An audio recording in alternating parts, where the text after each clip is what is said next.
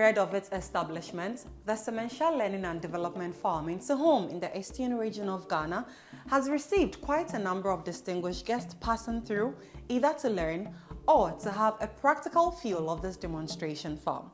In this particular video, a group of guests who have traveled all the way from the diaspora visits the Semenhyia Learning and Development Farm to learn, to understand the operations of this particular farm, and hopefully to replicate it when they return to their destinations. If you are in the diaspora watching this video, do know that our doors are always open to you, to the entire public. Our doors are open to you. Do pass through to learn and hopefully to replicate it when you return. If you have any questions from the education to be given in this particular tour, do not forget to put them under the comment section, because that is where we get to engage with you. And do not forget to subscribe to the YouTube channel of Farming in Africa. Also follow us on Facebook, LinkedIn, Instagram, and TikTok. Let's do this together. Enjoy this tour with our guest today from the diaspora.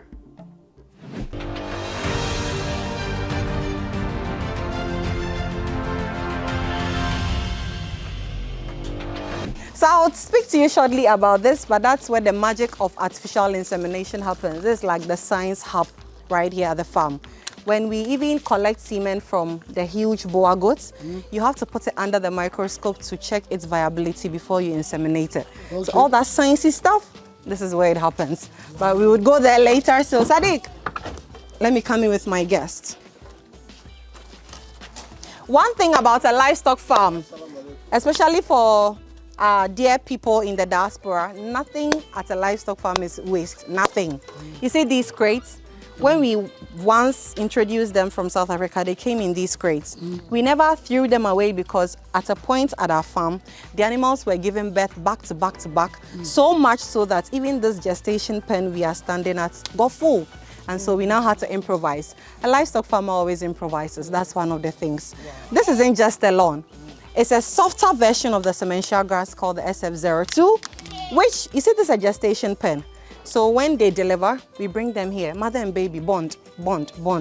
Yes, please ask. I got a little bit lost. Okay, which one? Which parts? X02. I mean, the terminology sometimes it's getting a little bit juicy. It's a brand name, forgive me. Semenhyia grass, SF02. So this is just how it grows, unlike the Semenhyia grass. It's a cover crop, so it controls weeds, because then it won't allow weeds to come up. At the same time, it introduces your kids to natural forage before they get to the more mature grass. So at an appointed time, you see them come out, nibble on it. The adults too do nibble on it. And so Sehom does get cold sometimes at night. That's why we have the heat lamps in there to support the new mother and babies. Okay. Also, because assuming the mother gives you multiple births of like 3, there's only so much her own body can do to give heat to the babies. So as a livestock farmer, you got to supplement sometimes. Please follow me out of this place. So this is where all of the action happens. Now, all of the pens are built with intentionality, even how they are side by side to each other. This is the lactating pen, as you can see. People ask us, the exotic breeds, do they thrive here? They do. The truth of the matter is, it's a mortality-related business. It's a live business. Mr. Chamfo, more than anybody, understands that at a point, some will die, some will survive. We won't hide anything from you. But of course, there are a lot of factors that all contribute to that. So they thrive, as you can see. Nature. The babies have been born and bred here. It's a question we get a lot, because we used to bring them from South Africa. So it's valid. South African climate is different from here.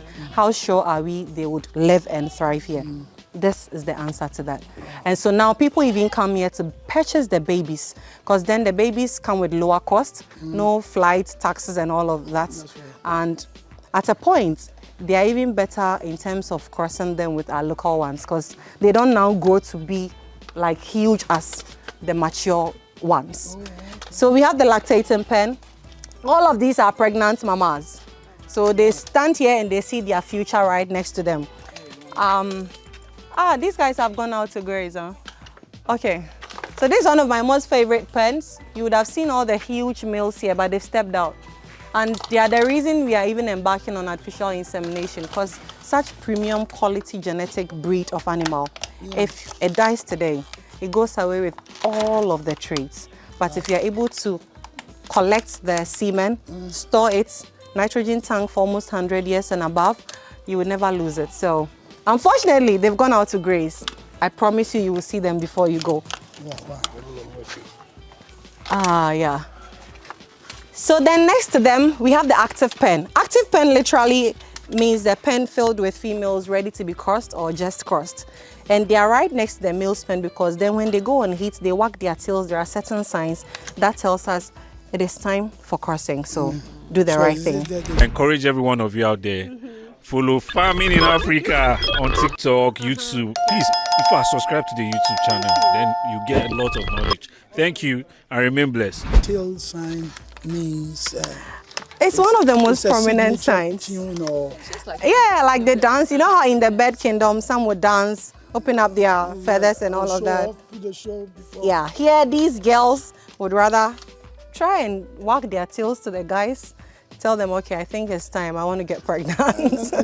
But there's, I don't know, this is a form of a mystery or whatever. So why is it that the goat always go and let the woman pee in its... Well, today I'm doing the tour with my farm manager, so maybe you would answer that question for me. I'm just asking. Let me answer a simple question.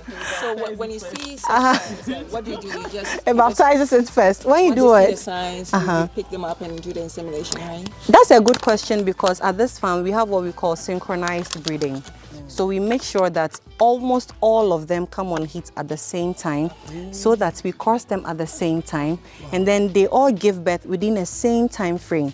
It helps with efficient taking care of them because if this one is giving birth 2 months later, 3 months, but if it's within the same time frame, you know your attention for that period is for pregnant animals, new mothers, and new babies. So it's synchronized. Intentionality. You remember that, right? So yeah, these are all exotic breeds. And the last pen, I think they've also gone out to graze, is the kids' pen. I would have shown you the product of artificial insemination. We collected the semen of a boa goat, inseminated it into a healthy West African dwarf, our local ones. And we were all sitting on edge because we were wondering, how would she even carry the pregnancy? Well, she carried it, no complications, delivered 3 babies, no assistance. They were huge, but we lost 2 of the babies, and so the one that survived. Now, when you see her and you put her side by side with her age mates, the difference is clear. As at 6 months today, she is 14 kg. Wow. Now, our local ones, as at 9 months, the best you can get will be like 7 or 8 kg. So the difference is clear. Now you are getting the good qualities of our local ones, the hardiness, their resistance to diseases, and then you are getting the fast growth rates, the meat quality of the boa father. So these are some of the projects we are embarking on right here at the farm. And they've gone out to graze. But as you can see, this is a typical example of the chopped hay. Smaller. So it picks it, there is no wastage. Everything here is very easy to get because it's a training center. So why bring in fancy things when people can't get them available in their locations? So we tell them this, a common local welder can make it for you. Everything here is practical. I would end the store on... Session for this one, we put livestock feed here for them. And you see, because it's a kid's pen, it's not as high as the other one in this pen. Because here the kids are, of course, tinier, so they can have access to it. So I'm so impressed. It's so impressive. I'm so impressed. Thank you, sir. So I mean, you are doing a good job. Yeah, I mean, it's amazing. Thank you. Because when I saw you, and I know you. Oh, I know. And I said, man, I've been trying to get. You said, well, every business you do. He will easily bring you home. So these are our paddocks. We have them all over the farm. Somebody came here and because I am in the industry, I took it for granted that this is common knowledge to demarcate your pasture. The man came here and said, I have wasted my land. Why? Because he has over 50 acres of pasture in Seri somewhere. And the animals just feed anyhow they want. They bite here, they bite there. But if we tell them, you guys, for the next 2 weeks, you are feeding here, it's like sense suddenly finds them and they maximize the feeding they've been given or allotted for that period. If you don't do that, number one, they would just waste your pasture.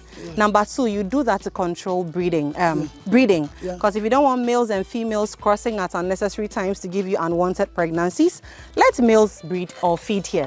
Let females feed there. Third one is to control parasites. As they are feeding, biological activities are going on. Peeing, pooing. By the time, usually after between 15 and 21 days, the larvae start to sprout and you know they grow into actual parasites. You would have rotated them to the next paddock, so they miss out getting infestations in this paddock. That's the science behind that. It keeps your animals healthy, basically. So these are paddocks. We will end in the treatment center, so I can get you out of the sun. I'm sorry.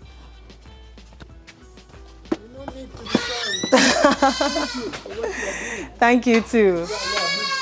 I'm not stressed or anything. I love it. This side is like our treatment center. Think of a hospital for the animals, veterinary clinic for them. Ideally, when you came, I told you, ideally you dip and then you go. So here we improvise because at a point when the gestation pen gets very full, all of these cages now serve as gestation pens. And the lab, we have the microscope, all the medications. Vaccines are to be kept under very cold temperatures. So we have our freezer in there. That's, you know, for storage and everything. So at this point, it's my pleasure to end the farm tour and we can go sit under the training house.